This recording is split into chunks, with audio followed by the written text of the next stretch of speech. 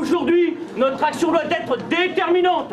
Si on ne saura que dans quelques temps si cette action a été déterminante, une chose est sûre, elle aura été impressionnante. Une centaine de voitures a défilé dans les rues de Draveil, version opération escargot, à l'appel de l'intersyndicale CGT FO et Sud.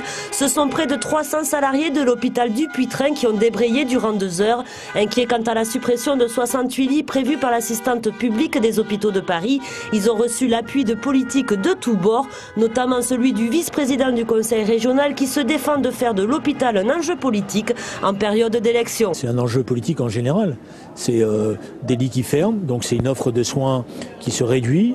Et évidemment, ceux qui sont les plus touchés sont ceux qui ont les moins de moyens. Parce qu'on voit bien que quand on ferme des lits dans les hôpitaux publics, c'est pour permettre à des grands groupes privés de mettre en place après leur maison de retraite médicalisée, leur clinique privée, des choses comme ça. Décembre dernier, réunion sur l'avenir de l'hôpital. Les hôpitaux de Paris apportent alors la garantie du maintien des emplois en contrepartie d'une restructuration. Autant dire qu'aujourd'hui, le président de la commission de surveillance de l'hôpital est très en colère. On dit oui, on dit non, mais on ne dit pas oui pour avoir une première étape, pour dire non ensuite. Ça s'appelle se moquer du monde, et quand on se moque du monde, on en porte les conséquences. Donc dans cette affaire-là, je suis totalement déterminé. Nous ne céderons pas et il y aura des lourdes conséquences, y compris dans le projet de la restructuration, si l'assistance publique ne comprend pas que sa parole a été donnée et que la parole qui a été donnée, on ne revient pas dessus.